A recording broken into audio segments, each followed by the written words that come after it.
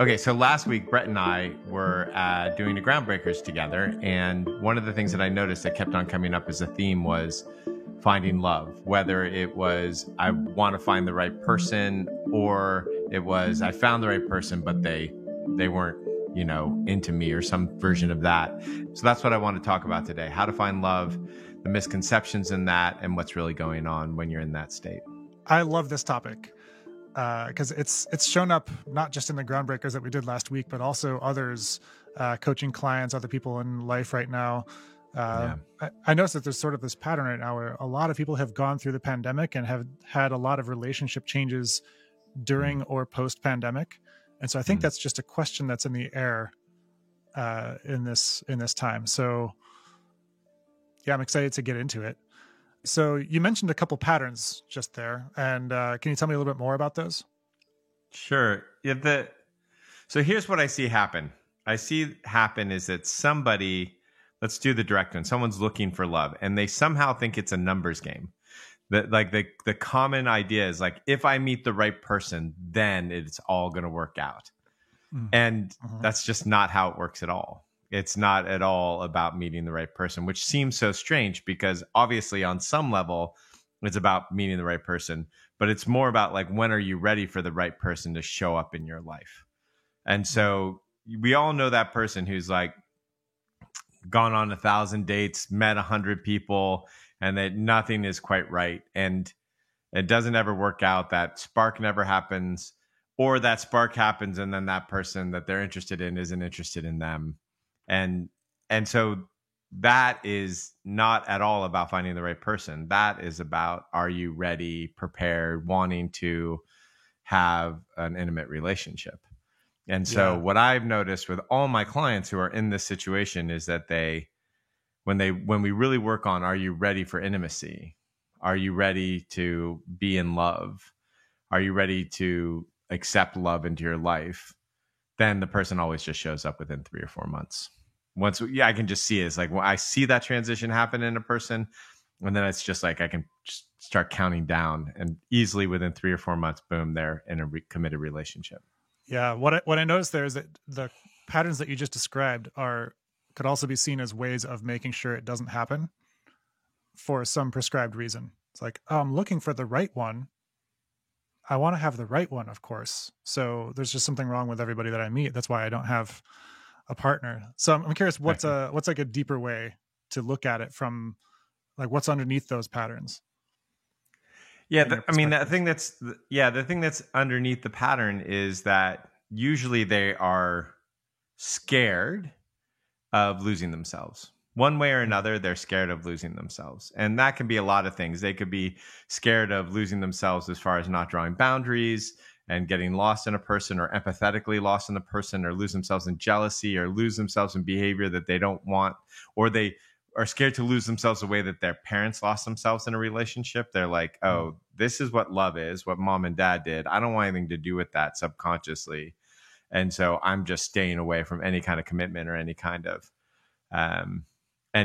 intimacy that could allow that to happen. So underneath the layer of learning to love and being prepared for love is this deeper thing about this fear of losing oneself. And we can call it the fear of intimacy or the fear of commitment, but it's really the fear of losing oneself. Yeah. And that's what's really going on there. And when people work on that, everything changes for them. Yeah. So I want to double click a little bit more on what you mean by lose yourself. You mentioned a couple of different modalities there, modes. Being afraid of not holding boundaries, losing control, repeating your parents' relationship, getting hurt again in some repeated way that has happened in your past. Yeah. What else? How would you define losing yourself here? Yeah. So I would say losing yourself is when you're not being who you want to be and you don't feel like you can control that. But the interesting thing is, love in itself is another way of losing yourself, more in a good way, like losing identity and losing, like, there's a way in which what love does is it like erodes your boundaries and it erodes your identity, which can be incredibly healthy. It's, creates like a feeling of oneness and like there's reasons why there's so much poetry that talks about like unity with God being love, and that love feeling like it's like spiritually moves you into greater things or greater realms, or a deeper sense of connection with yourself.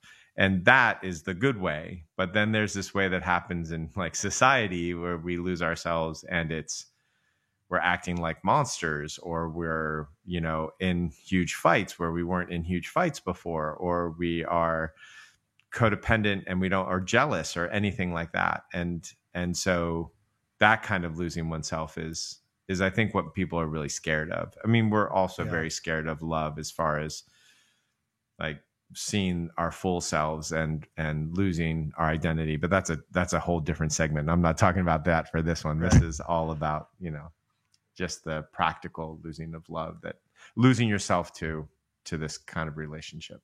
Yeah. And it's so fascinating how confusing and nuanced this can be, that the language even overlaps, because you were just talking about not holding boundaries, and then how boundaries get eroded, and the different kinds of boundaries that you're referring to. Like, that's right. Yeah. The sense of self, the sense of us being separate from others, separate from our world, is a different kind of boundary, but we use the same word as drawing a boundary to take care of oneself, which is seemingly paradoxically the increase in our capacity to draw clean, loving boundaries allows us to feel safe, to dissolve in a sense of self sense, such that we feel that oneness and that love with another. That's exactly it. Yeah. That there is no, I'm sure I've said this on the podcast, there is no paragon of love. There is no person that you can think of who is like who's a walking embodiment of love that doesn't have strong boundaries. And yet all of those people also feel like a oneness with humanity, or a oneness with all life. So it is an interesting paradox. Yeah. But the second part is a nice thing to talk about. The main meat here, however, is just people are scared of losing themselves, and so they avoid relationships, all the while thinking or telling themselves the story that they're looking for it. Mm-hmm. And on some level they're looking for it, but they're also pushing it away. Yeah. So that one piece there, the fear of losing yourself. Yeah. If we recognize and we work on that, according to what you've been saying, the person just appears. How's that go? Sounds kind of like magical. Joe, that sounds like some magical thinking. And yet that's exactly how it happens. I think about a David Byrne song where he says a junkie's arms, a dancer's knees, the laws of chance, strange as they seem, lead us exactly where we're most likely meant to be. And so I feel like it's very much like that. And if you think about it, it's like go to your Walmart and go and check out the couples that are there. Like, people have found each other. Like, they have found it. Like, people find each other all the time. And you all have a friend who's like, nothing. I mean, it's like not some sort of hot catch or anything like that, right? Like, and they go just from one boyfriend to another boyfriend, or from one girlfriend to another. They're always in a relationship, which is different than somebody who's just like amazing and they're like, a total catch, whatever societally speaking is a total catch. And then they're just like 50 years old and they can't find the one. Right. So the idea is the reason that it works this way is because there is no the one. There is no the one until you're in the relationship. There are lots of people. There's a lot of people who are your match. I mean, if the folks at ISIS can find thousands of people to be their match in their kind of weird sociopathic like culture, surely there's more than one person who is the match for you. And it's really about your preparedness to see it. It's just about your preparedness to see it and your willingness to go into that. That's that intimacy and that journey with somebody, as scary as it is. Yeah. Yeah. I guess another way of seeing it is that rather than rather than seeing it as who is a perfect match for myself as I am right now, or as I imagine myself to be, which door do I want to step into? Which doorway of transformation do I want to walk into with somebody and grow together and become potentially the person who is free in such a way that this relationship brings me freedom, and like I my don't even journey know. within it. I don't even know if there's a choice like that. What seems to happen is there's some sort of, I mean, they've done this research on pheromones where like women smell men's like sweatshirts and they like are attracted to the same sweatshirt as the person who wore it. Like there is all these weird things like that. So I don't know how much choice there is. I was just thinking about a definition of marriage that I really liked, which was something like, let's see if I can remember it. It was something to the effect of two people thinking that they're not good enough coming together in an attempt to try to find out that they're good enough. Whoa. That's what I think is happening. It's like, and it's based on their traumas. And so we seem to attract people who, as we've talked about before, who basically will help us heal the traumas that we're there to work on. And so that we're here to work on. And so they're going to be people who remind us of, have some similarities to the people who were creators of that trauma, and that have that interesting, like, have that tendency to bring us into that place that needs to be healed. And so that seems to be what happens when you find the right person. That person seems to be the one that you seem to be attracted to, the one who's ready to like play that role so that you can heal that part of yourself. Okay. So what if I'm wanting the one, if I found the person or people who have exactly the set of triggers for me, yeah, and they don't want me, then what? Well, then apparently that's the trigger.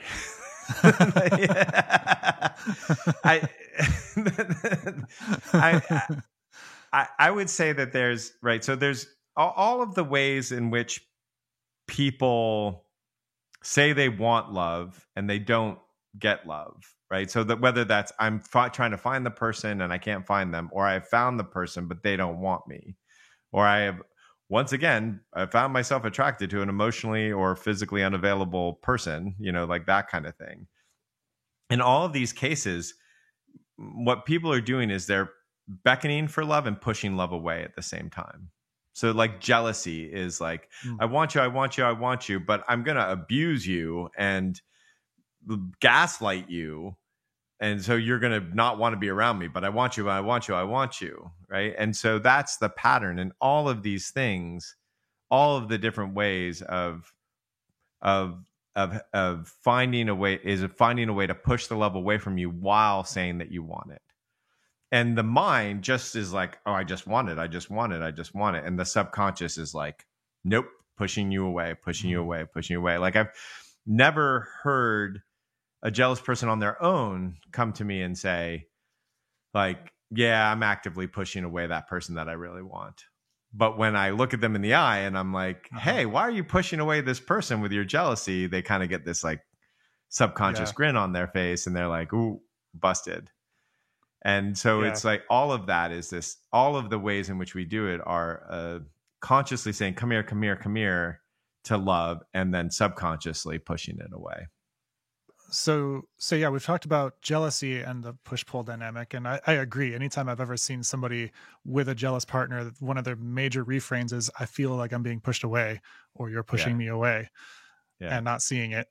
But what are some other ways that this push and pull dynamic shows up in different kinds of patterns? Yeah, neediness, independence.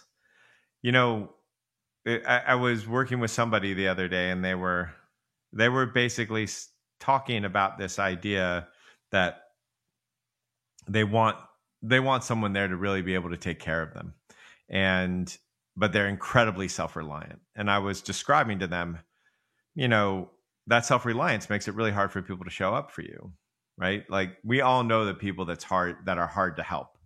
They're hard to help because they never show any weakness. They're hard to help because they say, I've got it, I've got it, I've got it. They're hard to help because when you help them, they get angry at you.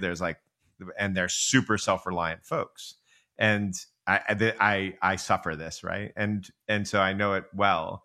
And so the thing that happens there is that they're pushing people away with their self-reliance. And so I was talking to this person about it, and she was saying self-reliance. And at the same time, she was talking about her father who abandoned her, and a mom that was a little unstable. And we were going through the thing. And I said, oh, your dad didn't abandon you. He was just being self-reliant. And you just saw it click, slow motion click. And the next day she's like, oh, he never abandoned me because he was being self-reliant. I see it now. I see how he was taking care of himself in this strange world that he had found himself in. And he was doing what he had to do to take care of himself. And I said, yeah. And do you also see how you felt it as an abandonment for years? That's how people feel when you're self-reliant. Oof. Yeah. Right.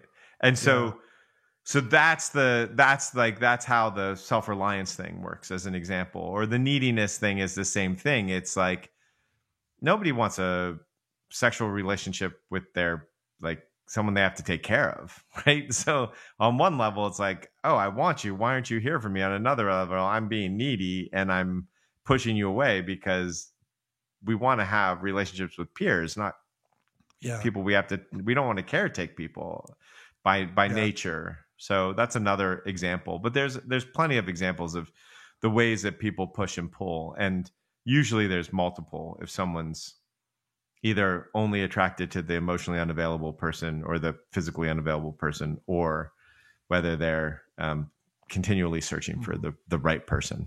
So it's all another version of it. And again, there's more nuance there in the languaging too. Like you said, nobody wants a sexual relationship with somebody they need to take care of. And that doesn't mean necessarily that if somebody's injured and they need somebody to take care of them or something, it's like take care of on like the level of the relationship is like a parent to child take care of relationship rather than like that's right, peers adult to adult relationship. Yeah. And you can see, what's interesting to me is you can see this in marriages too.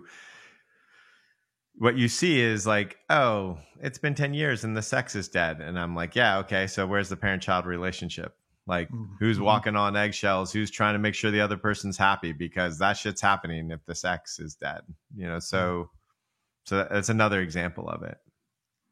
Yeah. What are other examples anymore? You got jealousy, neediness, independence as some patterns that people play out here. What's any others?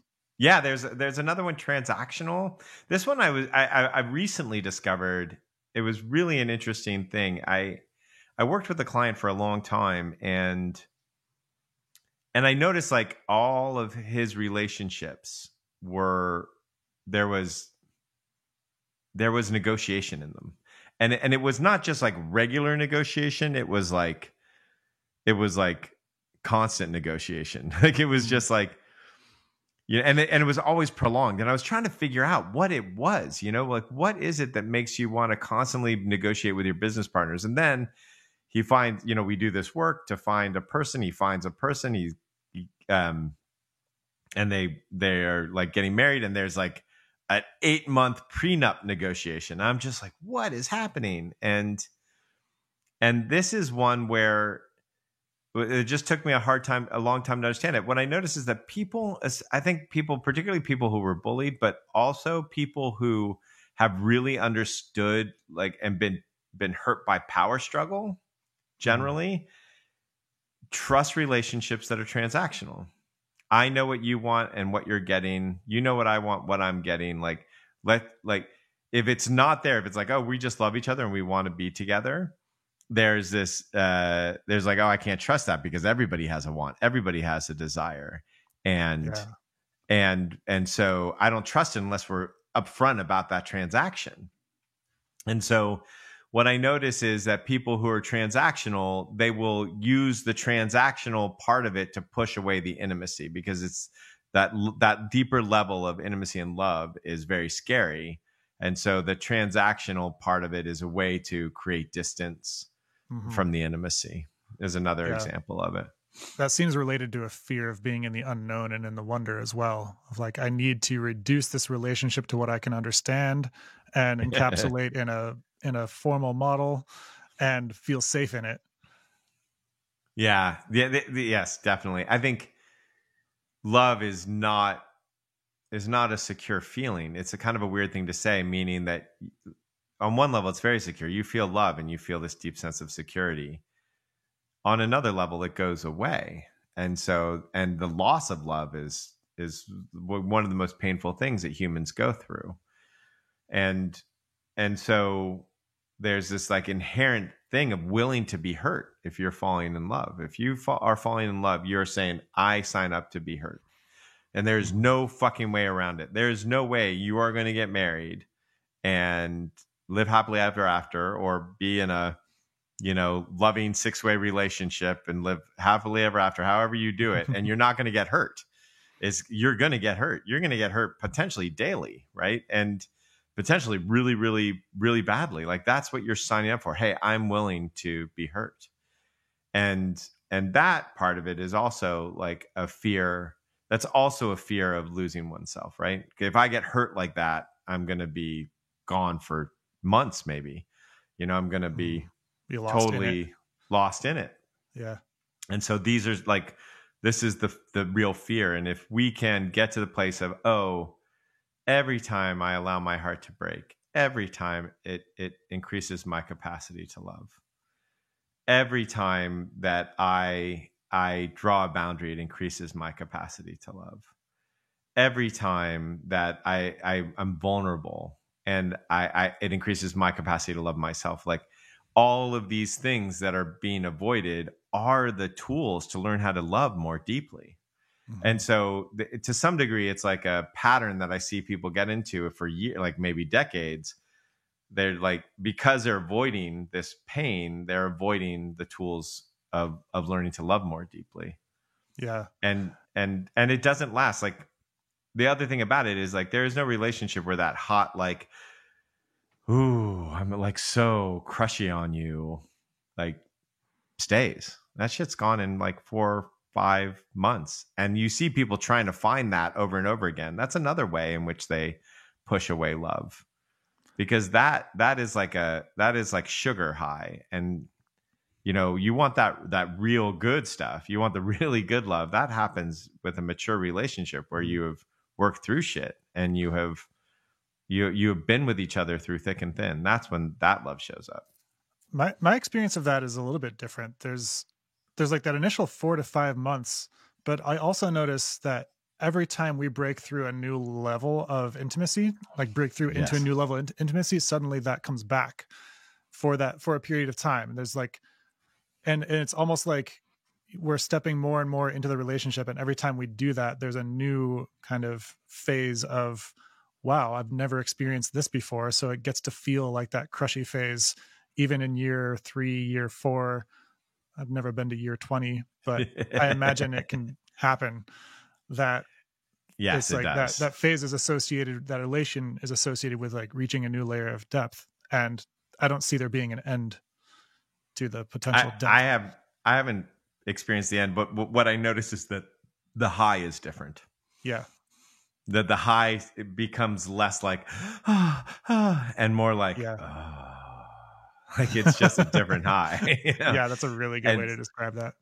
Yeah. And so the crushy stuff, so my experience is just like yours, just different words to describe it. Yeah. Okay. So we talked about a number of these patterns here and the ways that people have that kind of push and pull relationship through jealousy, neediness, independence, transactionalness. And what about other patterns? Like what about people who just think that they're not pretty enough or aren't powerful enough, don't have enough to get a relationship?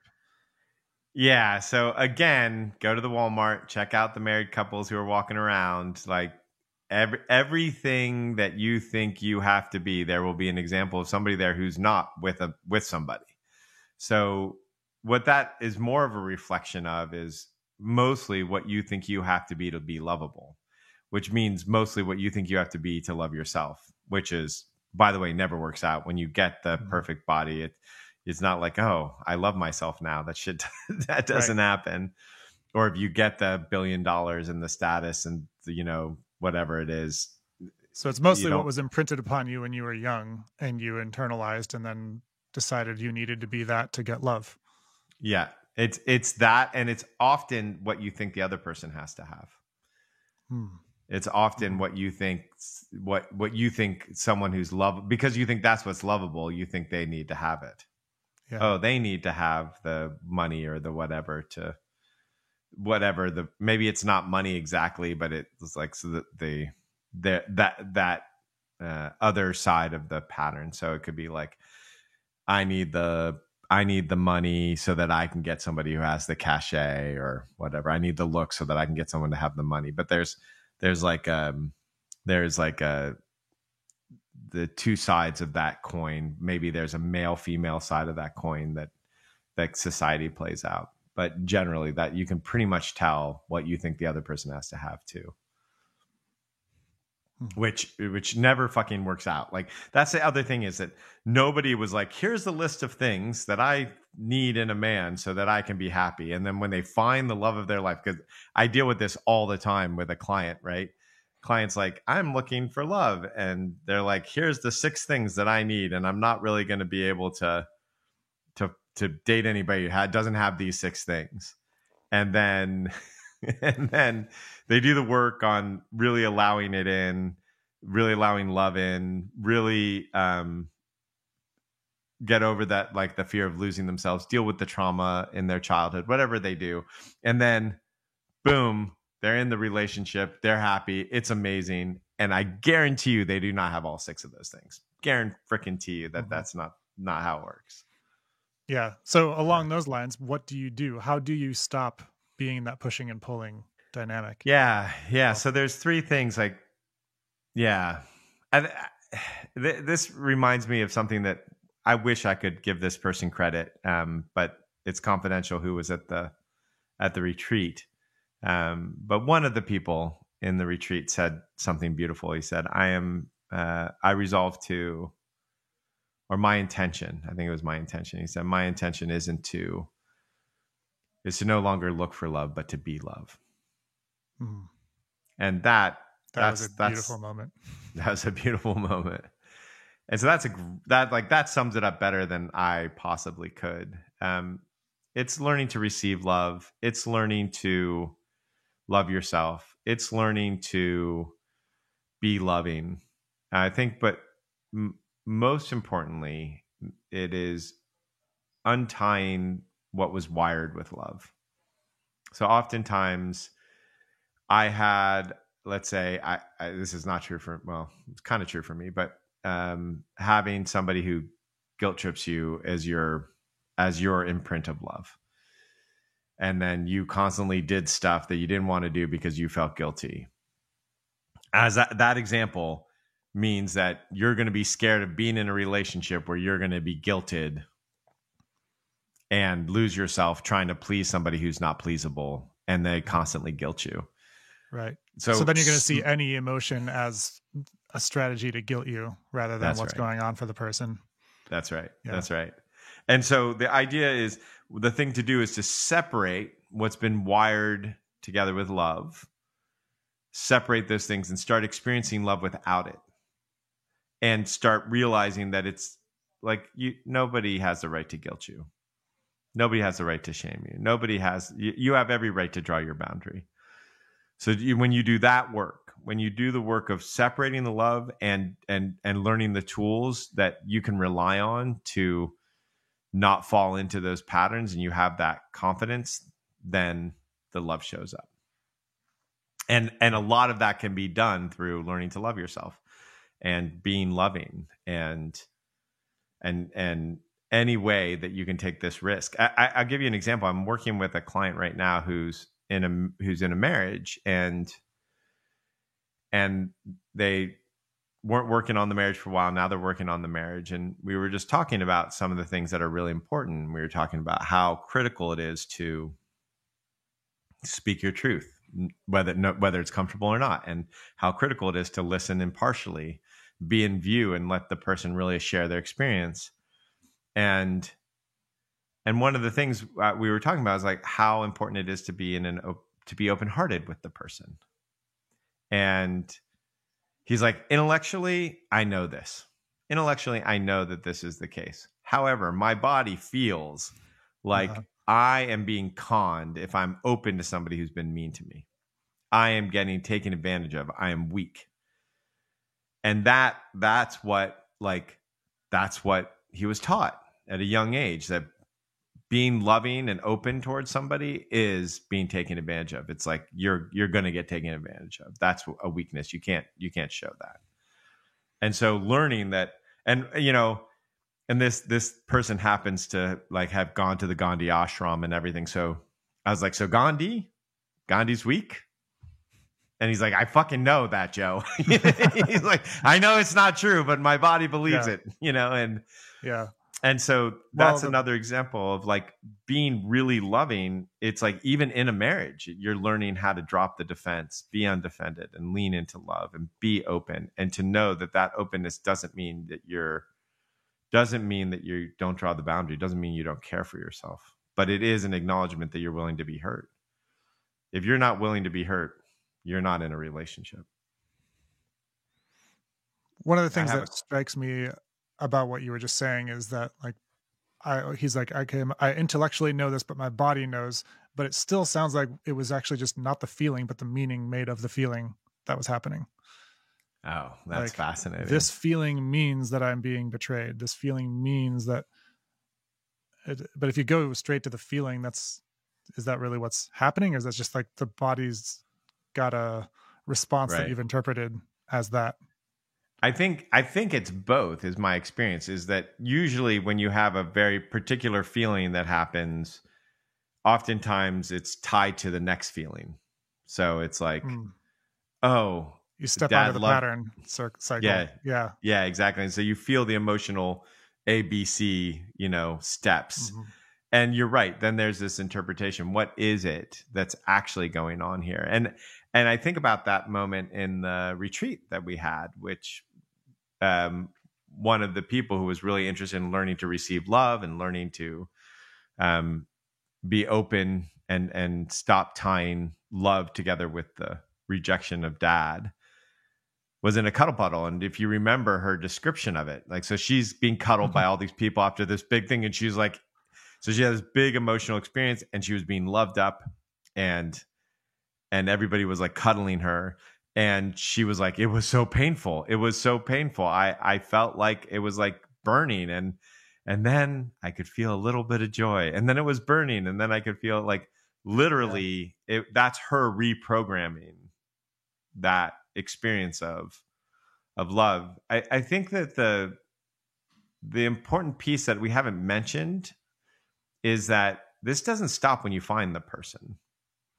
Like, I defined marriage earlier this way, is that we found somebody who has like matching traumas so that we can learn that we're good enough. Like, once you get into the relationship, it's the same commitment. It's the same commitment of learning how to drop the armoring, learning how to be open and loving in the face of it, and learning how to deepen into that love. The work never ends. And when somebody asks me, hey, do you think this is the right person? My answer is always the same. Are you both willing to do the work? If you're both willing to do the work, if you're both willing to look at yourselves, not work on each other, work on yourselves and find out how you can love yourself better and each other better, it's going to work. It might be bumpy as fuck. I mean, how much can you be with that burning sensation? If you take Tara in my relationship, it got really bumpy in the first couple of years, like crazy. So, I mean, it could get bumpy, but you'll make it if that's the commitment. If that's really the commitment. Lovely. Great. I think that's a great place to end this. Yeah. I feel really good about this one. Thanks, Brett, for a wonderful conversation. And for everybody out there listening, you can feel free to follow us in any way that you want to. You can come to a course, or you can follow us on Twitter, anything that inspires you. And feel free to share this with anybody that you want. All right. Talk to you soon. Thanks, everybody. Thanks, Joe. Thank you.